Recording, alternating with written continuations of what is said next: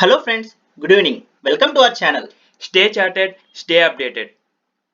Today we are back with an interesting concept called option trading.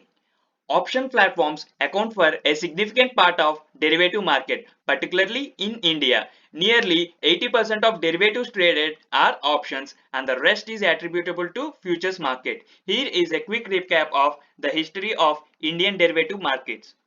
So now we are mostly focusing on options. There are two types of option, call option and put option. You can be a buyer or seller of these options. But for now, let us understand what the call option means. Let us discuss with a real world example to understand the call option. There are two parties. Praveen is actively evaluating an opportunity to buy 1 acre of land worth 5 lakhs from Venkat.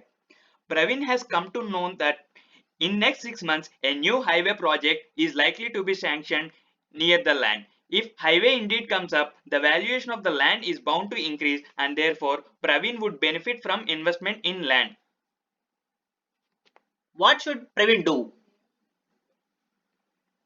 Praveen can buy the land today thinking that the highway project is going to be sanctioned just beside the land that Venkat is willing to sell. But Praveen is in a dilemma. What if highway project announcement turns to be a rumor? In that case, his entire investment gets stuck in the land but without any increment in the land value. In order to overcome this dilemma, he will offer a deal that benefits both the buyer and seller.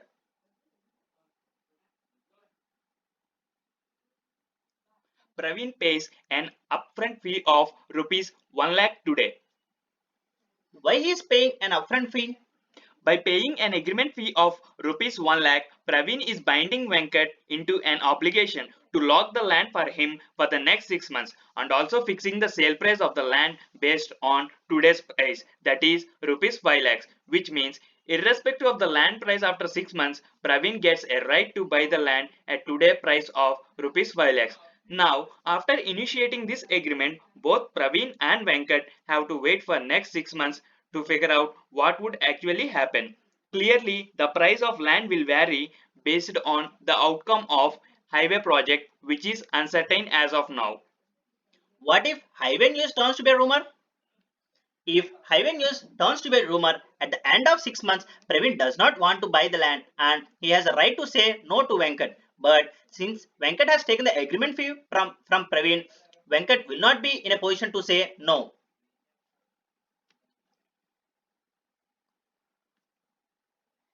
As we are certain that the news is rumor, the land value goes down to rupees 3 lakhs. Here, Venkat will be at a benefit of rupees 1 lakh non-refundable fee received earlier if news turns to be rumor. If Praveen still executes the deal, he ultimately end up by paying 6 lakhs for a land worth 3 lakhs. So in this case, he will at a loss of 3 lakhs. If Praveen rejects the deal, he has to forgive the agreement fee of 1 lakh, which will be his ultimate loss. So for these two scenarios, one will definitely choose to reject the deal. What if the highway project has come up as per Praveen's expectation? Then for sure the land prices will have a boom. And now Praveen will not reject the deal and executes the agreement entered because the dynamics of sale are in Praveen's favor. Hence, he should go ahead and demand Venkat to sell him the land as per agreement entered. Venkat is obligated to sell the land at predetermined value of rupees 5 lakhs simply because he had accepted rupees 1 lakh as agreement fee from Praveen 6 months earlier. So with the boom in land prices, market price of land turns to be rupees 10 lakh. So the benefit that Praveen can enjoy is as follows. Upfront fee of 1 lakh will be the benefit to Venkat. However, 4 lakhs will be the notional loss to Venkat but not real loss. That is, Venkat loses to sell his land for 10 lakhs in the market because of their agreement. Here are the key points to be noted down. The agreement between Praveen and Venkat ensures that Praveen has a right and Venkat has an obligation. Without the land, the agreement has no value. So here, land is the underlying asset and the agreement is called as derivative. An agreement of this sort is in derivative platform is called as options agreement. Since Venkat has received the advance from Praveen, Venkat is called the agreement seller or writer and Praveen is called the agreement buyer or holder.